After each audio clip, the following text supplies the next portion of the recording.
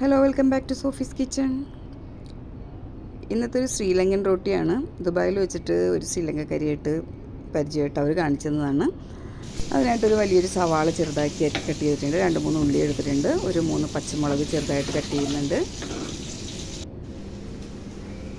പിന്നെ ഒരു വലിയൊരു തേങ്ങ. അപ്പോൾ പുള്ളി തന്നെ എനിക്ക് ഉണ്ടാക്കി കാണിച്ചു തരാമെന്ന് പറഞ്ഞു. പേര് ചമ്പിക എന്നാണ്. അപ്പോൾ ഒരു വലിയൊരു തേങ്ങയും ഒരു സവാള, ഒരു 3 ഗ്രീൻ ചില്ലി, 2-3 ഉള്ളി, ഇതെല്ലാം ചെറിയ ചെറിയ കഷ്ണങ്ങളായിട്ട് കട്ട് ചെയ്തിട്ട് ഇതിനകത്ത് ഇട്ടിട്ടുണ്ട്. ഇതിനകത്തേക്ക് നമുക്ക് ഗോതമ്പ് പൊടി ആഡ് ചെയ്യാം. ഉപ്പ് ആഡ് ചെയ്യുന്നുണ്ട്, പാകത്തിന് ഉപ്പിടുന്നുണ്ട്. ഗോതമ്പ് മാവിലാണ് ഇതുണ്ടാക്കുന്നത്. അപ്പോൾ ശ്രീലങ്കൻ റൊട്ടി എന്നൊക്കെ പറഞ്ഞപ്പോൾ എനിക്കൊരു ഇതായിരുന്നു കണ്ടാൽ കൊള്ളാമെന്നുള്ളത്. അപ്പോൾ ഞാൻ പറഞ്ഞു ഓക്കെ, എന്നാൽ ഞാൻ ഉണ്ടാക്കാൻ ഇല്ല, ഞാൻ ഉണ്ടാക്കി കാണിച്ചു തരാമെന്ന് പറഞ്ഞ പുള്ളിക്കാരത്തി. അപ്പോൾ ഞാൻ പറഞ്ഞു ആയിക്കോട്ടെ.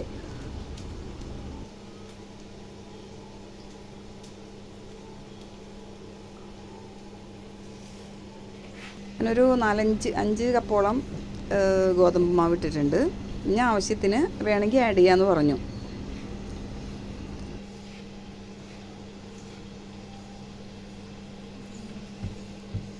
എല്ലാം കൂടി ഒന്ന് മിക്സ് ചെയ്തു. ഈ ഇട്ടുകണ സവാളയും പച്ചമുളകും എല്ലാം കൂടി ഒന്ന് മിക്സ് ചെയ്തിട്ട് വെള്ളത്തിലങ്ങ് ശരിക്ക് കുഴച്ചെടുക്കുകയാണ്. നോർമൽ വാട്ടറിൽ തന്നെയാണ്, നോർമൽ വാട്ടറാണ്, ചൂടുവെള്ളമൊന്നുമല്ല.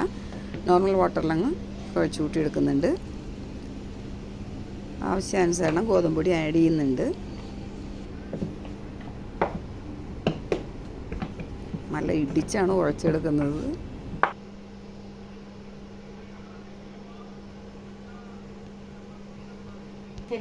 അത് പറയുന്നുണ്ട് ഓയിൽ ആഡ് ചെയ്യണം എന്നൊക്കെ.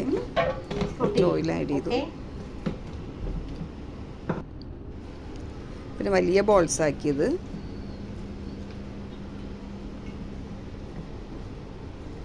വലിയ ബോൾസ് ആക്കിയിട്ട് പ്ലേറ്റ് വേണം. പ്ലേറ്റിൽ വെച്ചിട്ടാണ് നമ്മൾ ഊത്തപ്പം എന്നൊക്കെ പറയില്ലേ ഇവിടെ, നമ്മുടെ ജസ്റ്റ് അതുപോലെയൊക്കെയാണ് ഉണ്ടാക്കിയത്.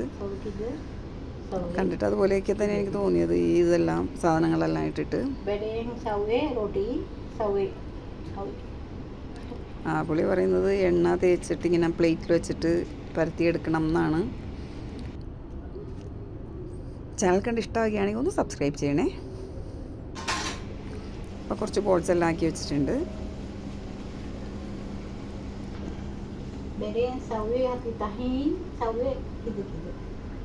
ഇനി അത് കട്ടിയിൽ നമ്മൾ കൈപ്പത്തിരിയൊക്കെ ഉണ്ടാക്കൂലേ, അതിന് ഉത്തപ്പം അതുപോലെയൊക്കെ ഒന്ന് പ്ലേറ്റിൽ വെച്ചിട്ട് ആദ്യം പ്ലേറ്റിൽ താഴെ ഇത്തിരി ഓയിൽ ഗ്രീസ് ചെയ്ത് പിന്നെ ഇതിട്ട് പൊടിയിട്ടിട്ട് ഒന്ന് പരത്തിയെടുത്ത് കൈ കൊണ്ട് പ്രസ് ചെയ്തെടുത്ത്. പിന്നെ എന്നോട് പറഞ്ഞു ഓയിലില്ലാതെയാണ് അവർ ഇങ്ങനെ ഇത് വേവിച്ചെടുക്കുന്നത്. പക്ഷെ നമുക്കിത്തിരി ഓയിലൊക്കെ ചേർക്കണം, എന്നാൽ നമുക്കൊരു ഫുഡിനൊരു ടേസ്റ്റ് തോന്നുള്ളൂ.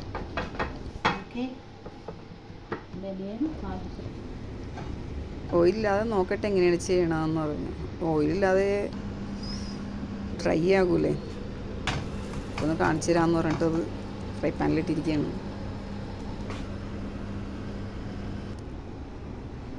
അത് ഫ്രൈ പാനിലിട്ടിട്ട് അടുത്തത് സെറ്റാക്കി എടുക്കുകയാണ് ആൾ.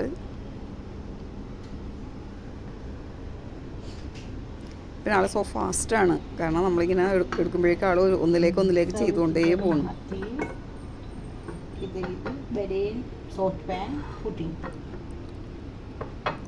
මෙහෙම හැදුවම රසයි.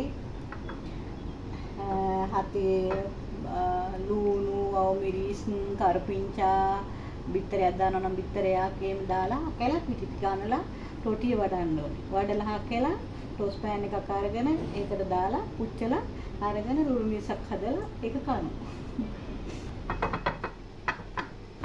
ഇതെല്ലാം ഇന്ന മാതിരി ചെയ്തിട്ട് ഫ്രൈ പാനിലിട്ട് വേവിച്ചെടുക്കണം എന്നാണ് പറയണത്. അത് എനിക്ക് തോന്നിയത് ഡ്രൈ ആയിട്ട് തന്നെ വരുള്ളൂ, കാരണം ഓയിൽ യൂസ് ചെയ്യുന്നില്ലല്ലോ. അപ്പോൾ ആദ്യം ഇങ്ങനെ എടുത്തു, നോക്കട്ടെ എങ്ങനെയാണെന്ന്.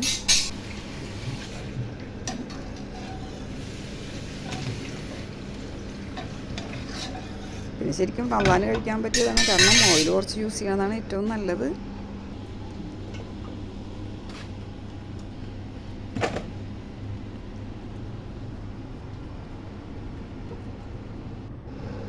ഞാൻ അല്പം ഓയിൽ ഇട്ടു അതിനകത്ത്.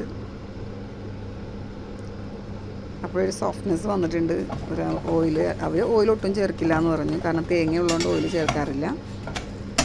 എന്നിട്ട് ഇതിന് കറി അവർ പറയുന്നത് നമ്മൾ ഉപ്പുമുളകില്ലേ, മുളകും ചില്ലി ഫ്ലേക്സും ഉള്ളിയും ഒരു കഷ്ണം പുളിയിട്ട് ഇടിച്ചിട്ട് ഇത്തിരി ഉപ്പിട്ടിട്ട് അതാണ് ഇതിനവർ കഴിക്കണതെന്ന്. നമ്മൾ അത് റംസാനത് പറ്റില്ല ഇങ്ങനെ ഉപ്പുമുളകും കൂട്ടിയിട്ട് തിന്നാനായിട്ട്. നമുക്ക് കറി തന്നെ വേണമല്ലോ. ഞാൻ ഫിഷ് റോസ്റ്റ് ചെയ്തിട്ടുണ്ട്.